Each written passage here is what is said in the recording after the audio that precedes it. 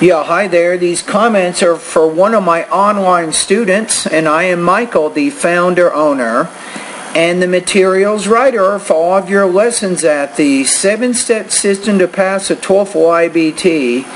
And you did my integrated writing practice test on credit cards, right?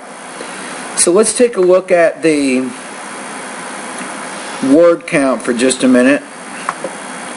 Alright, so we got 343 words. It looks like you have developed your paragraphs very well. So let's take a look. The reading and listening passage, I would just use, instead of present progressive here, I would probably just use a simple present verb. Discuss credit cards. The article shows that credit cards have positive effects on societies. However, the speaker in the listening passage claims that each point or advantage of credit cards, you want to say here mentioned, not munched. Your grammar is pretty good, but you just have the wrong word. So mentioned by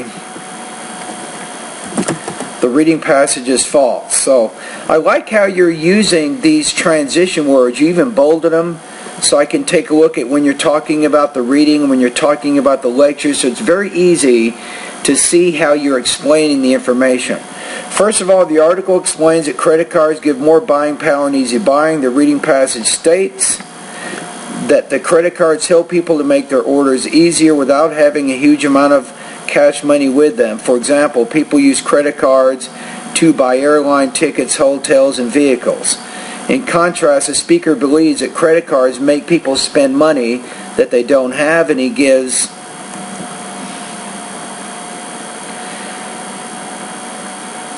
and I don't even think you really need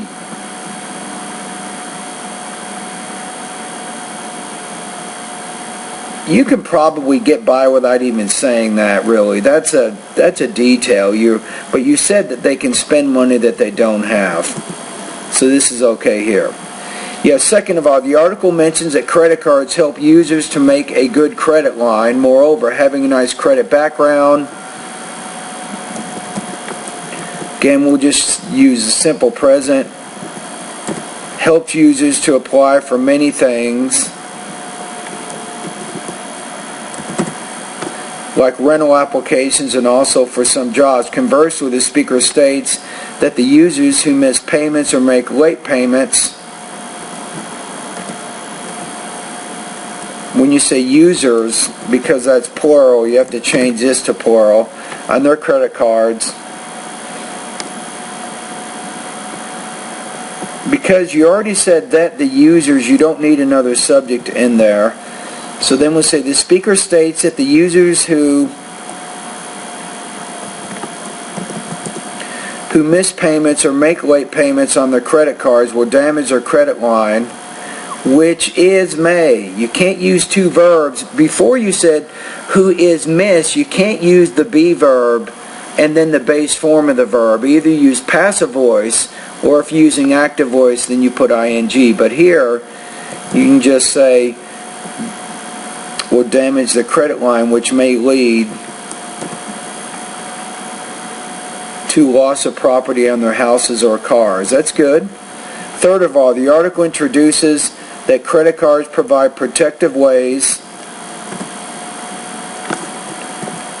maybe, for the users to buy new things. Again, remember, you might be using spell check and some of my practice tests, that's fine, but make sure that your spell check isn't changing the word to a different word. For example, thinks and things are different words. Changes the meaning of the word when you put one instead of the other. So in addition, the credit cards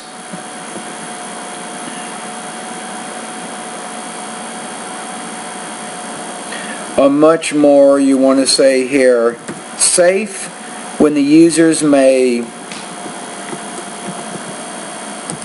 lose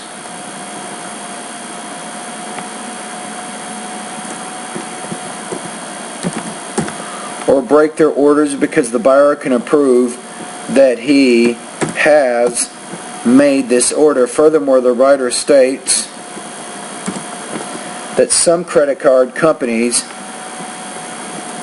make insurance How about provide insurance on the big orders? On the other hand, the speaker believes that credit cards will not protect users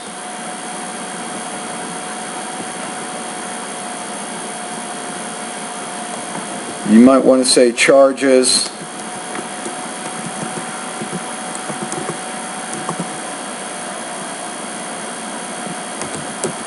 You might want to say interest charges on the maybe unpaid balance each month. For example, a lot of people in the U.S.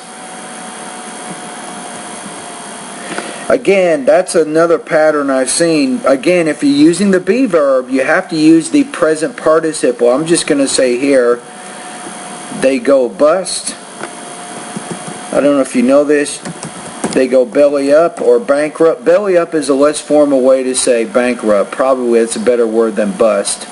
A lot of people in the U.S. go belly up due to using credit cards because of the delayed payment charges on interest, which may reach more than 10 times probably the real amount. So I don't even think you need to worry about a conclusion, so I'm okay with that. So let's figure out your grade here. Okay, so now I've read the essay. We want to figure out what your score is. So I think this is your strongest writing so far this quarter.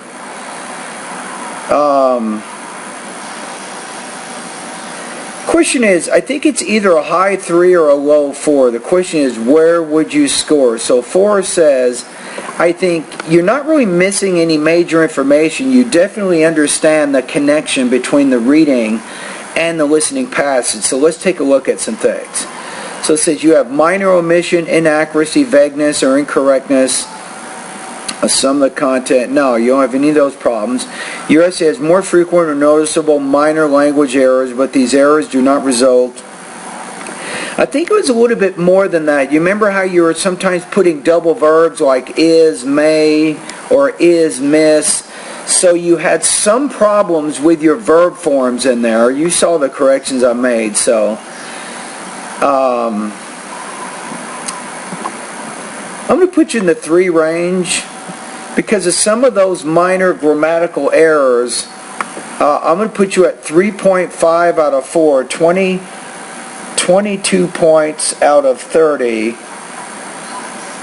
on this practice test. Now for our class, if you look at the rubrics here, let's take a look here quickly. Now the question is, what is your grade? So 3.5 on the writing, this is going to put you at 82%. So the good news is you demonstrated, I think, a very good ability to explain completely and accurately the main points of the reading passage along with the main points of the lecture. You were able to show how the lecture differs from those ideas mentioned in the reading passage, so that's good. Because of some of the language use problems, particularly with verb tenses, maybe, I think that's why I scored you where I did. So anyway, very nice work on this practice test.